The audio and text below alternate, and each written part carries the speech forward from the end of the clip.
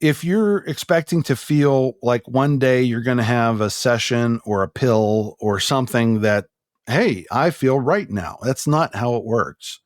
It's a matter of gradients, right? You have to just get a little bit better every day. And then before you know it, you're okay. You're not great. You're not, there's no unicorns dancing around in your backyard, but you're okay.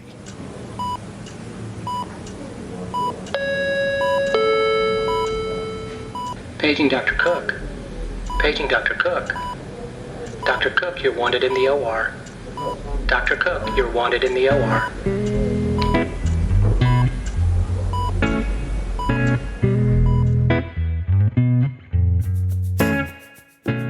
Welcome to the Prescription for Success podcast with your host, Dr. Randy Cook.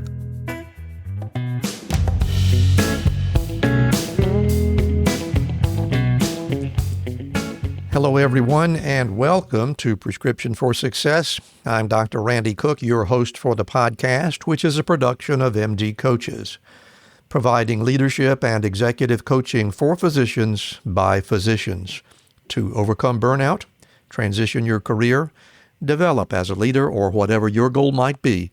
Visit MD Coaches on the web at mymdcoaches.com because you're not in this alone.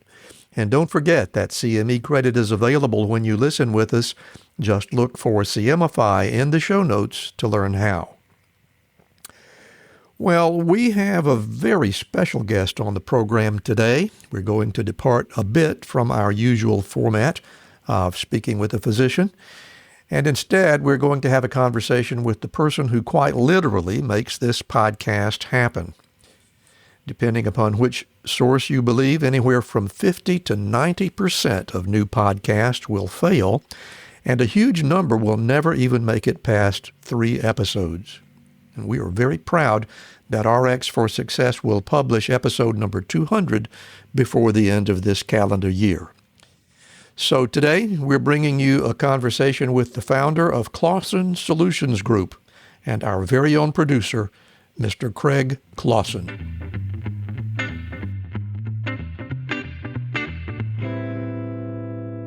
So this is a conversation that I'm really looking forward to, and as I've already alluded to in the introduction, very different for us. Today we're going to have a conversation with Mr. Craig Clawson. So, Craig, thank you so much for being here and welcome to Prescription for Success. Randy, thank you so much. I appreciate the opportunity. Well, you are unquestionably a significant part of the reason why we have been successful with this show, and we might even talk about some of the things that leads up to that. I was looking at some of the stats, and it's my understanding that somewhere between 50 and 90% of attempted podcasts fail within the first year. Yeah. And that makes me proud that we're still in business. So 5 years now. Yeah. So you have thoughts about why that happens? Thoughts about why podcasts fail after such a short amount of time? Yeah. Yeah, I think what happens is that there's a couple things that goes into that. I think, first of all, I don't necessarily think that people understand what goes into making a podcast whenever they have the original idea. Mm-hmm. And the fact that you show up to the microphone and talk into it is really that's one of the easiest components of it, right? Yeah, absolutely. Then from there, you have to do the editing, make it sound good, make sure you're, respecting your audience's time, and then trying to get the public to discover and find it is such a large challenge with podcasting. Visibility. Yeah. Yeah. And so, if you are putting forth all this time and effort into something and you pull your stats down and you've seen that you've had 5 people listen to it, it can be disheartening. Yeah. I'll say. But, the thing is that every show out there started that way, from Joe Rogan to Candace Owens to Ben Shapiro to whomever. They've all started with 1 or 2 listeners. Right. The only people that get to start with big numbers are the people that have big numbers thrown into it at the beginning. You bet. Well, we'll probably talk some more about that subject a little bit later on, but you're on Prescriptions for Success, and it is my intention to treat this much like I treat all of our interviews, and that is we want to find out everything there is to know about you from the very beginning. So that's exactly where we're going to start. I'm gathering from looking at your CV that you spent a good bit of your young life, if not all of it, in the state of Pennsylvania. Is that correct? I did. Johnstown, Pennsylvania. It's a great place to be from. It's it was part of the Rust Belt steel Appalachia area that my father and mom worked there in the steel mills, and I went to Penn State. So I was always a Western Pennsylvania kid, and so Nittany Lions and Penn State was the obvious choice for me. Got it. And when you enrolled at Penn State, what was your ambition at that point? So when I enrolled at Penn State, it was music education. I had a childhood filled with music, playing trumpet at various different levels, playing trumpet professionally, even as a teenager, like for Christmas pageants and Easter things. Gotcha. And so I figured, music's fun. I'll do that as a full-time gig. But what I recognized is that if you want to ruin the fun of something, try to make it your full-time gig. Yeah. That didn't work out so well. It was I didn't have the talent to be performance, and I didn't have the drive to be education. So I quickly changed courses and went down a journalism communications route. And what do you think it was that drew you to journalism? That's a good question. I don't know. I think to some extent I was like, oh, this just seems like an easy major. And I was just trying to get through college. But to some extent too, I thought that there's always going to be stories to be told. People, since the dawn of time, we've been sitting around campfires and telling each other stories. And journalism is the natural progression of that. And as I look at this CV, Craig, there is I'm really interested in the chronology of things. You also spent some time on another degree at Pitt, but in addition to that, you spent some time, I gather, working in the U.S. postal system, right? The way my trajectory sort of went was that I'd gone to Penn State, obviously working through journalism. And then I started working in the journalistic field back in Johnstown, Pennsylvania. I worked for a newspaper doing sports reporting, and then eventually went to television to do sports videography and reporting. And during that time, what I noticed was that computers were starting to really take over the journalism landscape. And I had a natural affinity to computers, being, a teenager whenever the Apple IIe was coming out and things like that. So I had, a good bit of experience, and computers just made sense to me. So I went back to school in order to try to get a degree in comp sci. I didn't finish that degree, but what I did learn from that was sort of an approach to doing computer science in a correct way. But I never finished that degree for comp sci. But regardless, it gave me enough information that, and this was like 1998, right?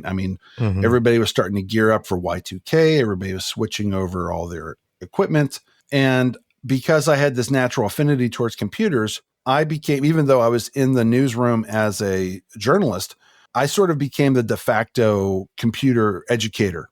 I see. And so that was a degree to try to support that. And I see. Yeah. And then at some point, there was a little bit of a shift, well, it's a fairly substantial shift away from photojournalism and the news coverage world into the really techie stuff, right? Yeah. Well, tell us about that. So there's a couple different factors that went into that. First of all, I had met my then girlfriend and fiance, Kelly, while working in journalism. I would frequent the local bar after my shift. After the 11 o'clock news was done, I would go down there, grab a couple beers, and she was the bartender. I got smitten with her, so that meant I kept coming back to that same bar. And so we started dating for a while, and then she was finishing up her degree in technical theater and said, there's no technical theater work for me here in Johnstown. I'm going to move to Columbus, and if you'd like for this relationship to keep going, I suggest you come with me. Well, that's a pretty simple answer to that question. Yeah, it was. Okay. And so that's I moved out here with her in approximately 2000. And like I mentioned earlier, that was right in the middle of Y2K, and organizations were hiring people. If you could type and maybe knew how to turn a computer on, they would hire you for tech. And I got lucky. I landed a job. It was an easy interview because I had something unique on my plate that not many people did, that coming from journalism. And that taught me that, I could communicate at least somewhat efficiently. In the tech world, that's a unique skill set. So that was a good fit, and they brought me on, and I started working with a company called Sarcom at the time. They were a managed process outsourcer, which means that basically you would hire them to be your information technology group. Mm-hmm. And so that's how I started doing with managed services and technology. And so your job with them was to be the guy that solved the computer problems for whoever called desperately needing help? Yeah, there was a frontline help desk that people would call. And then if they couldn't solve it from the frontline help desk, my job would be to go to the person's desk and assist them. Eventually, I moved out of that tier 2 support and into systems design, where we built the systems for the employees in the facility. Yeah. So you really knew what you were doing. At least I fooled them into thinking that, yes. Are you a doctor struggling to provide the best care for your patients while dealing with financial and caregiving matters out of the scope of your practice? Do you find yourself scrambling to keep up with the latest resources and wish there was an easier way? Then this virtual caregiver conference resource will save you time, money, and sanity by giving you all the resources and information your patients need in one place. This conference helps you and your patients enlist the best strategies around healthcare resources and the best financial steps for your patients while navigating caregiving situations. You don't have to go home feeling frustrated and helpless because you couldn't connect your patients with the best services. Find out more at jeanniedoherty.com or click in the link in the show's notes. You don't want to miss this caregiver resource. We'll get back to our interview in just a moment, but first, I'd like to share a message from Navigate. After spending years in the financial sector, Navigate has met lots of clients with all kinds of student loan issues. They were confused, they were overwhelmed by the doublespeak and the overly complex forms, and especially the deliberately misleading statements from loan servicer representatives.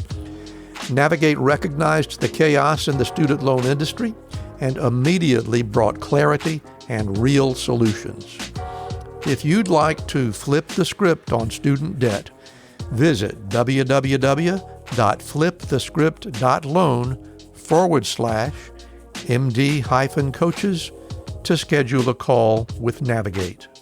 They'll tailor a plan specifically for your unique situation and work with you until the loan is paid off. What do you have to lose besides the stress of student loan debt? Hi, I'm Rhonda Crow, founder and CEO for MD Coaches. Here on RX for Success, we interview a lot of great medical professionals on how they grew their careers, how they overcame challenges, and how they handle day-to-day work. I really hope you're getting a lot of great information. But if you're looking for an answer to a specific problem, management or administration challenge, or if you're feeling just a bit burnt out, like maybe you chose the wrong career, well, then there's a faster way to get the help you need. No, it's not counseling, it's coaching. RX for Success is produced by MD Coaches, a team of physicians who have been where you are. I know you're used to going it alone, but you don't have to.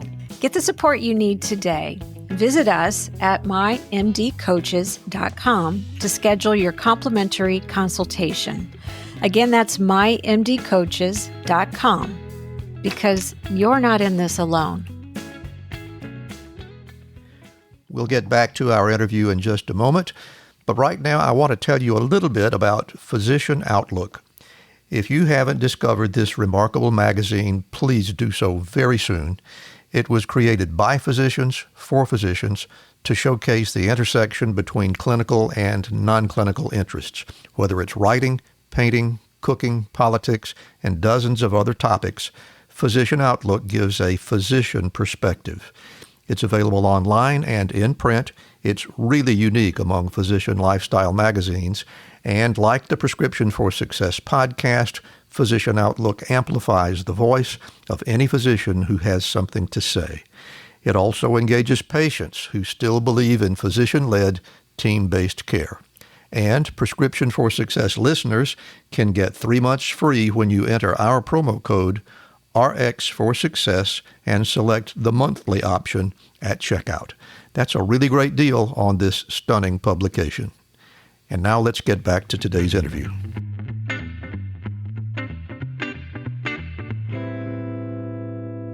Looks like you spent a good couple of years there, and then you got the next one was a bit of a long-term assignment at Affiliated Computer Services. ACS, Affiliated Computer Services, and we were doing, again, outsourced business processes. We were doing payment processing for the state of Ohio's Child Support Division.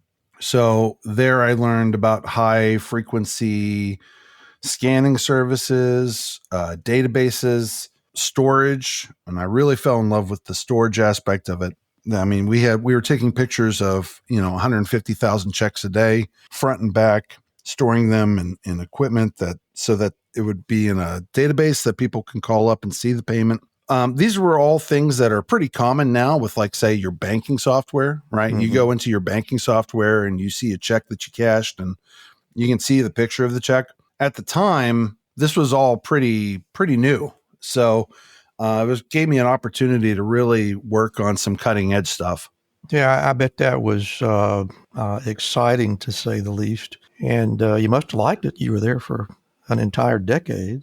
Yeah, longest I'd ever been at one place. It was interesting because the way that it was a contract with the state of Ohio. And so I was there when the contract, I signed on with ACS when they won the contract. And then I was there for the duration of contract. And then when the contract came up for rebid, I was part of the team that wrote the project, the proposal for the rebid, implemented the new thing. And so I had bat the cycle at that point, right? I mean, we were getting back into maintenance mode where you just sort of like cruise for the next couple of years, keeping the lights on. And I'm like, I've done this. I've done this. I want to challenge myself with something new now. So is that what led to the next move? Yeah, that was. Yeah. And that's where I went to the National Youth Advocate Program and started my history of working with nonprofits and in the nonprofit space. What was the draw? There's a couple draws. It was actually, from a pay perspective, it was actually a step backwards at first. That's exactly why I asked the question. Yeah. Nonprofits are not known for being people that'll make you rich. No, they're not. It was an opportunity, though, to align my skills for a good cause. Not to say that my cause that I was working with before was bad. It's not that at all. But at the end of the day, ACS was a publicly traded company and they were, finding ways to cut costs at every potential possible way. And it just felt like this was a good opportunity for me to align my skills with my values, right? And help out kids that are in therapeutic foster homes, kids with problems, kids that were in foster care, group homes, and giving these kids a second chance at making something of their life, even though their original situations weren't conducive to that. Mm-hmm. But boy, I tell you, Randy, there's a lot of difference though between working for a publicly traded company and a nonprofit. As you already said, the budget was significantly smaller. You're stringing together things to try to make ends meet. It was a tough assignment. And that just necessarily leads me directly to the next question, and that is understanding how frustrating it can be when the capabilities of the organization are constrained by all kinds of real-world issues. Did that in any way lead into your decision to move on to another job after that? Well, this is where things get a little weird in my history because I love weird.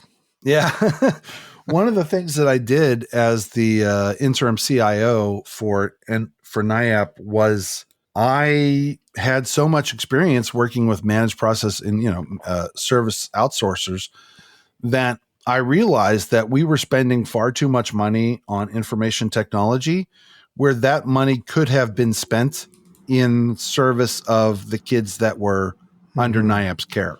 And by spending on IT, are you talking about hardware or people, or where was the money going? All of it, yeah.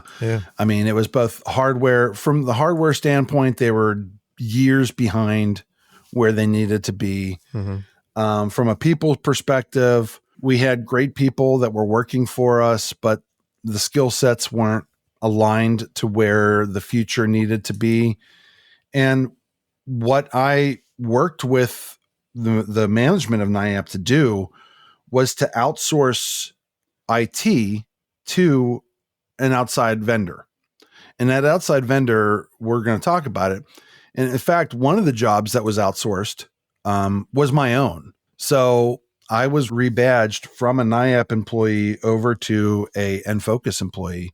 I'm one of the first people I think you may have ever met that has laid off themselves. So you engineered yourself right out of a job. I certainly did. Yeah. And I mean, I knew that going into it. Pretty right? unselfish thing to do. My salary was there too. And if they could save some money by going to a fractional model, then it made sense for NIAP to do that. I've not met many people in my life that would be quite so unselfish. And knowing you like I know you, I'm not surprised.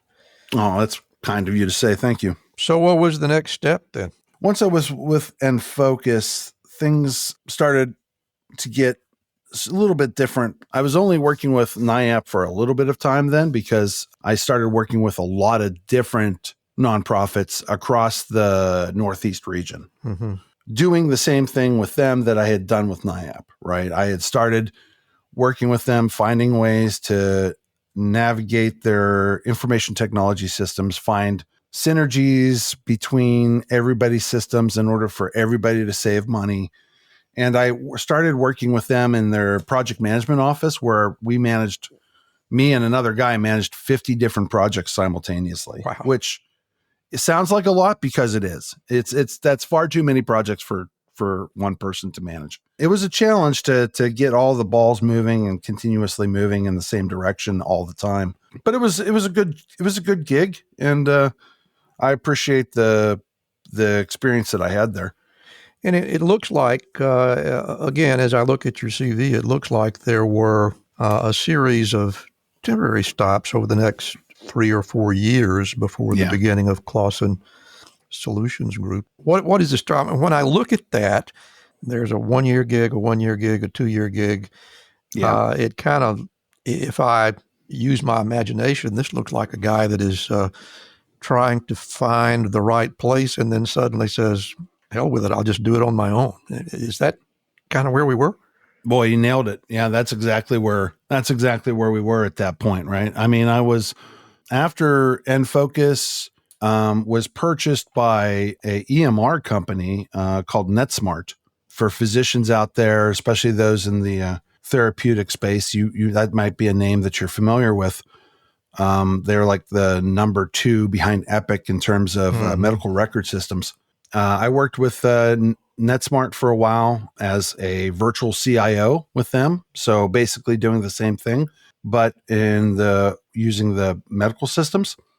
And I was not pleased with how the company was doing business. I didn't say anything at the time, but I had a value issue that I didn't have a good definition for it at the time, but it didn't sit right with me because we would go to these all hands meetings and they would talk about how their lobbyists were working on, K Street to try to get the Health and Human Services Division to include things in requirements that only they had access to, right? Yeah. One of the things that they would do is they would develop a new thing. Health Home is a good example of this. And then they would try to push legislation to make it required. Well, none of their competitors had it because they created it themselves. And that would be how they would pretty much sell through legislation. Mm-hmm. And that was one of the first wake-up calls that I had about how business happens in Washington, and some of the challenges that lobbyists face. Not just, we hear lobbyists and we think, what they're handing over to senators and congressmen, but it's deeper than that. Really, it's the bureaucrats that are sitting inside of these organizations like Health and Human Services that are also getting the pressure from lobbyists to make recommendations and requirements that aren't necessarily in the best interest of the patient. I want you to think about what you just said over the last minute and a half. And I do not want to put words in your mouth, but I wonder if in listening to the conversations that I've had with my guests, and I know you listen to them at fairly high speed because you got to make best use of your time. But what I'm coming to is, do you hear the same sort of frustration that you're verbalizing right now in the voices of the physicians that I've been talking to?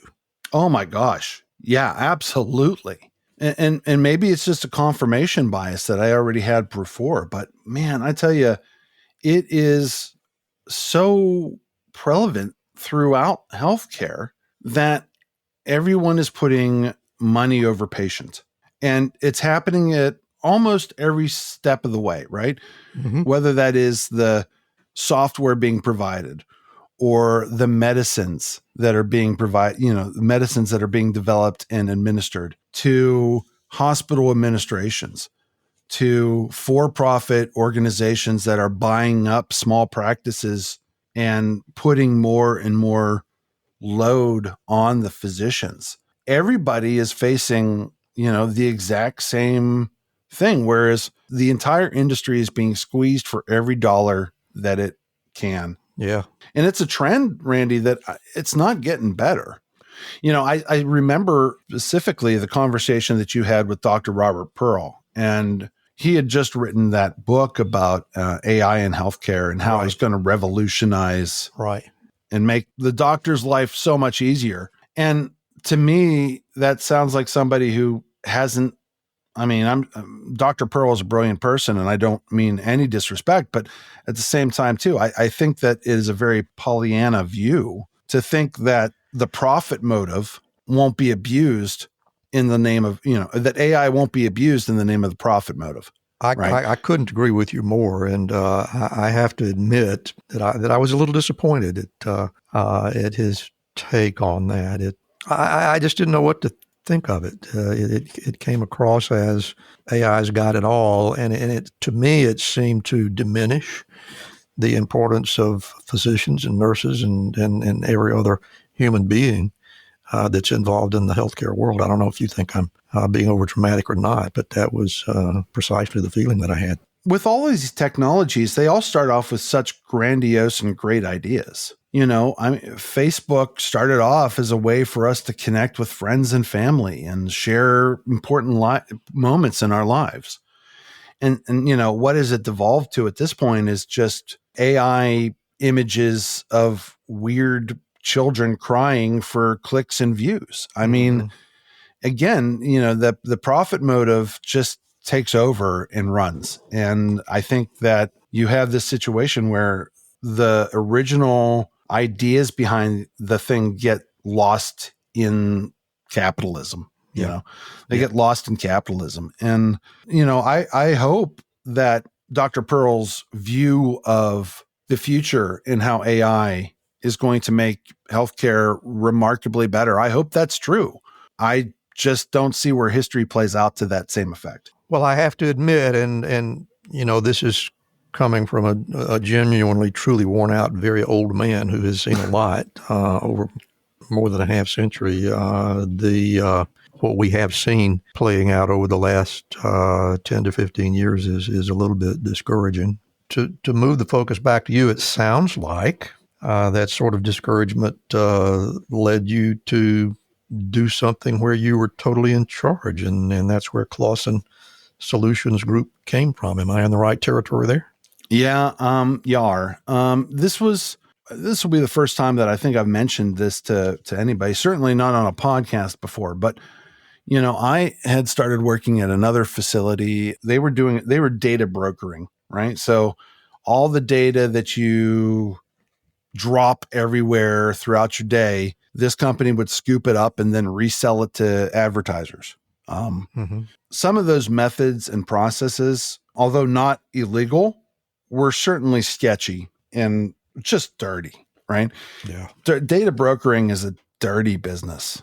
You're buying and selling other people's personal information online, and just so that sell them on lawn services or junk off of Amazon or whatever. And it just was not. And when I say fun, I mean it wasn't a fun job, but it also just made it just wasn't aligned with my values, and I didn't handle that well. I didn't handle that well at all. I'm not surprised. Yeah. People with morals have a breaking point, come on, man. And that's exactly what happened. Yeah. I mean, I reached that breaking point. And I was let go from that organization, and I did in fact hit a breaking point. And at that point I made a suicide attempt. Oh my goodness. Yeah. I had been fighting with depression for a while, and it's still something I fight with today, but I had made a suicide attempt, and that was sort of a wake-up call, obviously, to me that I got to just make some rapid and substantial changes in what I want to do. And that's when I changed, and I hung out my own shingle and started my own company. I took a couple months off to just try to figure out what I was doing, try to heal internally. I had some throat damage from the suicide attempt. And so I was waiting for that to heal, and mentally and emotionally, I needed to find myself. And I did that for a couple months. And then in September of 2019, I threw out my shingle and started Clawson Solutions Group. Wow. Craig, that is profoundly unselfish of you to share that story. And I don't even know how to tell you how grateful I am that you've chosen to do it here. Perhaps you've shared it elsewhere, but it's my first time with it, and really brave of you. And I expect I don't have to tell you how important it is, because that little story could be the thing that saves somebody else's life. We should never, ever lose sight of that. Thank you, Randy. That's so kind for you to say, and I appreciate that. We're at that part of my healing journey now where I feel comfortable talking about it, and obviously since this happened in 2019, it took me a while to get to that point, but now, hopefully if this is somewhere where, if this is something that you're thinking about as somebody who's gone through this, it's a good time to pause, right? It's a good time to pause and think about it, and maybe reach out for help, because that's one of the things that I didn't do. I didn't reach out for help. I was, a stoic Western Pennsylvania Gen X dude who doesn't show emotion, doesn't want to be a burden on anybody, typical toxic masculinity issues.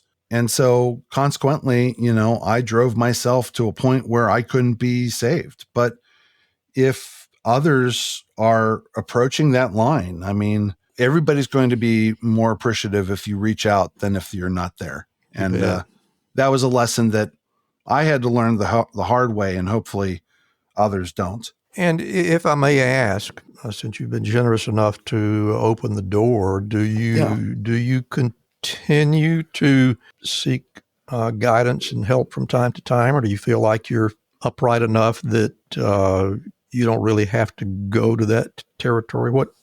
Tell me about your state of mind, if you will.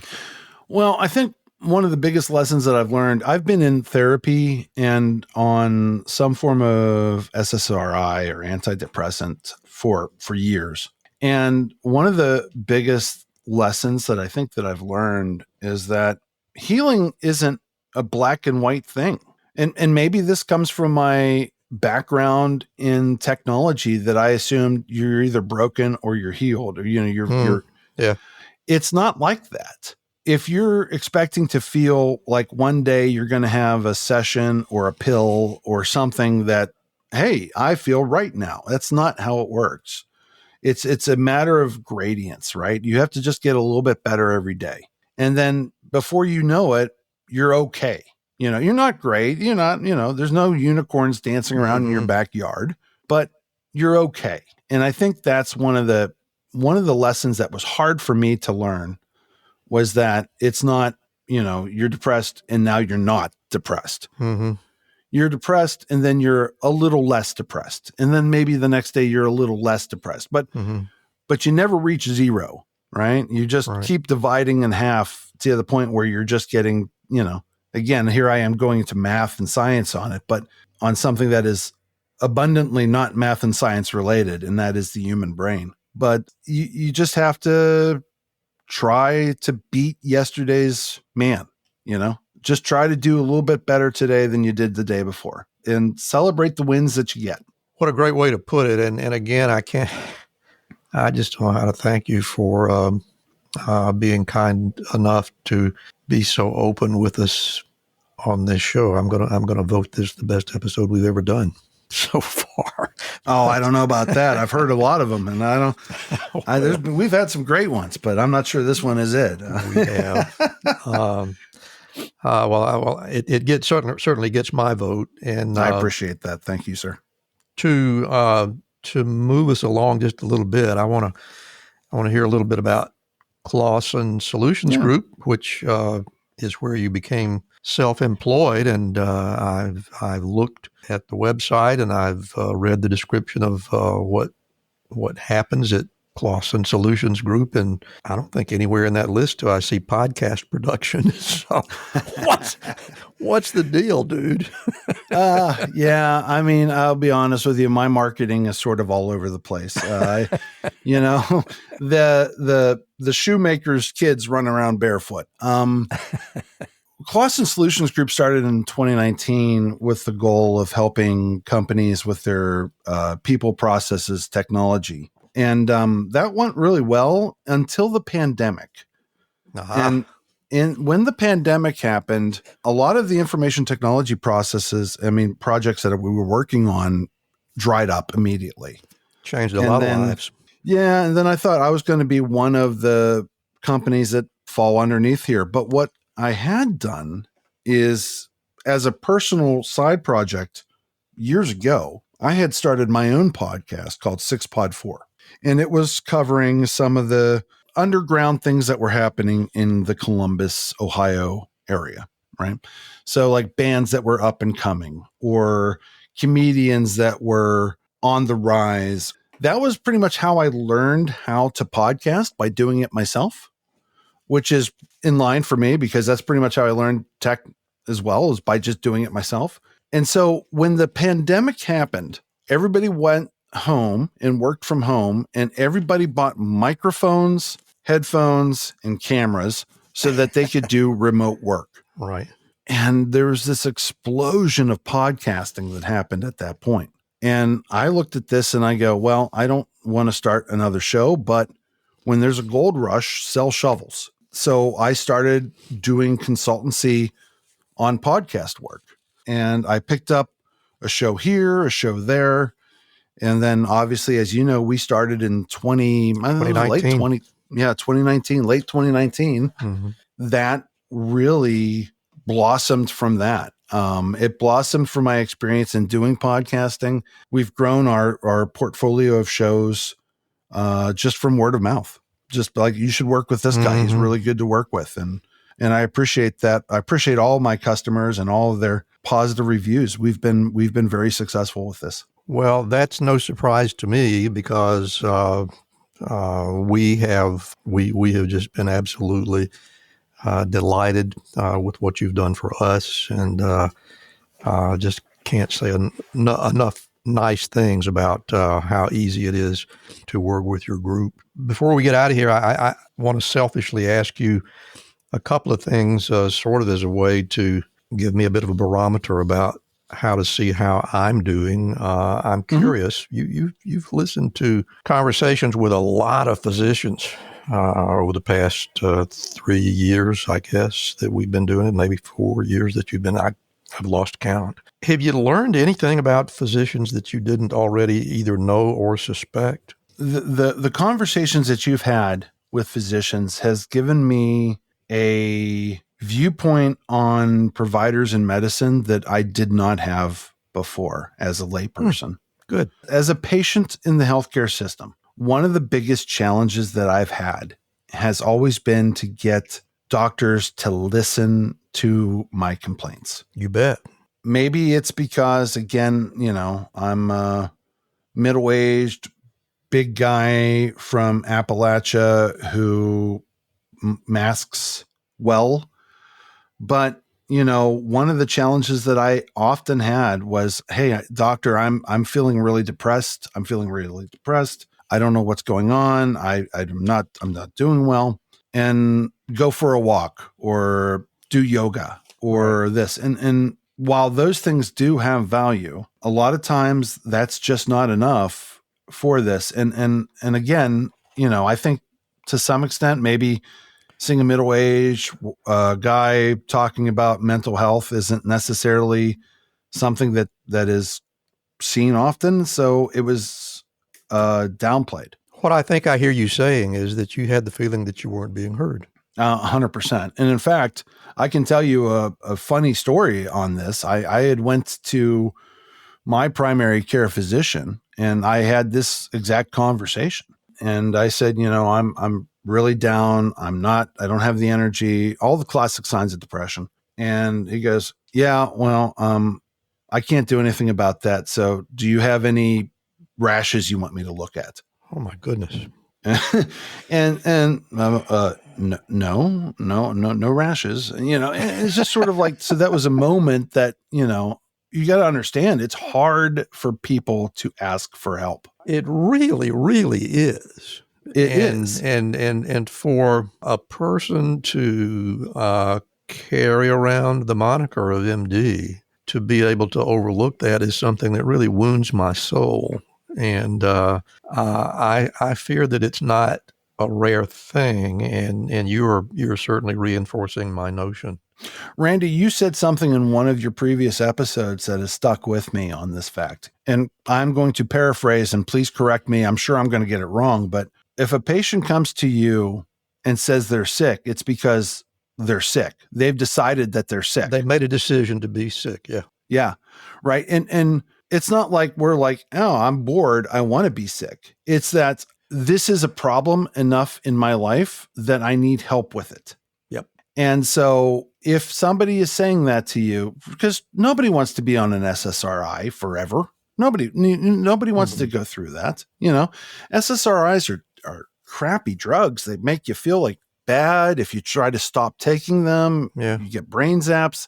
Nobody's like, hey, I want to get on Zoloft for the fun of it. But if somebody has said, boy, I have this problem and I need your help, then it's worth the time to listen to that and respond. Now, I'm not putting blame on doctors. I mean, that's the other side of it too, is doctors, as we said earlier in the show, are getting squeezed from every direction, right? Yep. Whether it's how many patients they are required to see in a day, or the notes that they have to put into the system, or answering the inbox, and all of this work that goes into being a doctor. And one of the things that doing this show, listening to each one of these shows, has taught me is that as a layperson, I might go into there and go, well, he just doesn't care about me. This guy's an asshole. Yeah. But that's probably not the case. It's probably the case is that he only has so much energy in himself, and they are sapping it out of him. And they're just not. And again, we go back to what we started with, right? The money factor in healthcare prevents so much care from happening. It's just at every level, and you see it. And I feel bad for the doctors, the nurses, and the people that are touching patients, because they are getting the squeeze from both above them and from the patients, right? People are frustrated with the doctors. People are frustrated with the healthcare system. And because the doctor is the point of contact that they're working with, they very often take it out on them. And that's not fair to the doctor, because chances are they are doing everything in their power, but it's just it's the system as a whole. Yeah, it is, and I'm really grateful that you brought that up. In particular, that quote, it came from Dr. Gail Stevens, who in this country is considered to be pretty much the father of the family practice medicine as a specialty. I had the opportunity to be a student of his at one time, and that reality that when a patient makes a decision to go see the doctor, it's because they've got something that they can't deal with, and to overlook the helplessness, that is just a really terrible mistake. And it's not, you've really hit it on the head. Many times it's not because the doctor is a bad person, but the circumstances in which they work nowadays is profoundly different from what was in place a century ago, or even a half century ago when I first started. Things have really changed, and it's made it very difficult for physicians to be in touch with why they got into things in the first this business or this profession. It shouldn't be a business. Why they're there to begin with, and I'm so grateful to you, Craig. You underlined that so nicely, probably better than a lot of physicians that I've spoken to. So, man, this is a real treat. You did good today. As is always the case, when I get on the line with you, we a lot of times when we're in production mode, we talk more about philosophy than we do about what we came there for. But this has been a great conversation. We've used up our time, and I want to take the opportunity to, first of all, say thank you so much for being here and sharing your story. And secondly, this is where I get out of your way. You know how it works. I'm going to turn the program over to you. I'm going to close my mic. And my friend, Craig Clawson, is going to share his personal prescriptions for success. Randy, thank you. And let me just say that if you're listening to this podcast, thank you. You, the listener, are the reason we do this. And I'm pleased and proud to be part of Randy and Dale and Rhonda's organization and bringing these stories to you. So thank you for tuning in. There are 750,000 podcasts in the world, and you chose to listen to this one, and that fact is not lost on me. So let me say that up front. And as far as my prescriptions for success, I mean, success is sort of a nebulous term to begin with, but I'll tell you what some of the things that I've done over the years is, one, spend the time to determine what your values are. Sit down in a quiet space with a notebook and determine what you stand for as an individual. What's your why? To quote Simon Sinek, why are you doing what you want to do? What do you want to do? And how do you want to do it? Those things, especially the how you want to do it, is very important. Maybe your value is to have independent wealth. That's absolutely fine. Is your value also to be an honest person? Because that can determine how you get that independent wealth. So once you've done that, once you've sat down and you've determined what your values are, the next step is don't compromise those values. Don't compromise them for money. Don't compromise them for fame. Don't compromise them for success. That is where you will have a cognitive dissonance in your head that is very hard to deal with. This is the reason why I took drastic steps to try to counteract that cognitive dissonance that was in my head. And that was the lesson that I learned, is that to this day, I will not work with a client or a person who doesn't share my values. So I can go to bed every night knowing that every dollar that I made today was clean and met my standards for proper behavior. And then I'd say the last item I would have is listen to the voice in your head. When something feels off, it's because there's something tickling your brain telling you that it's off. And that deserves the time to slow down, take a look and say, something seems off. What seems off? And spend the time needed to come up with that solution. If, again, just powering through that, well, yeah, something seems off, but it is whatever, or putting it off is just adding load onto your mental brain in the future. So that would be my 3 prescriptions for air quotes success. Would be, spend time to determine who you are, who you want to be, and how you want to get there. Don't compromise it for money or fame or wealth or notoriety, and listen to that voice in your head, because it knows what you need and it knows who you want to be. And it's telling you when something's not right. And I would say that's my prescriptions for success. So much wisdom there, Craig, and I am not at all surprised. And I'm so grateful that you were willing to be here with me today and to share with me and with our audience. Before we go away, as you know, we always give the guest an opportunity to plug what they have to sell, and that's exactly what I'd like you to do. What have you got for us? Well, if you're interested in somebody to assist you with your technology or your messaging, whether that is audio, video, database, CRM, CRS, whatever the system is, we can help you out. We've done what I would assume to be a pretty good job for RX for Success and Life-Changing Moments and all the other podcasts here, and have a conversation. We can certainly talk about, even if you're just thinking about starting a show, give me a call, because one of the things we can do is I can give you some realistic numbers about what you can expect out of the show, help you define what success looks like, help you define how to get there. And, we have those kind of calls all the time. That's our introductory calls are free to make sure that you're doing the right thing. And if you choose to work with us in the future, then I'd be more than happy to talk with you. So our website is www.csoulgroup.com. And you can reach me on my phone if you want at 614-859-6328, or just drop me an email, cclawson@csoulgroup.com, and I'll put those in the show notes for you.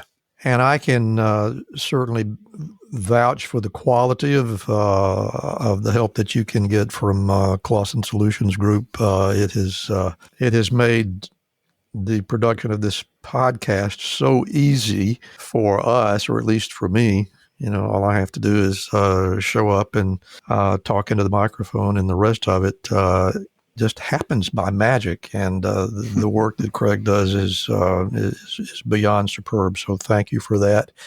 Too kind. Thank you. You betcha. That'll wrap it up for us today. Thanks for being here, Craig, and thanks to you, audience, for joining us on Prescriptions for Success. Thank you, Randy.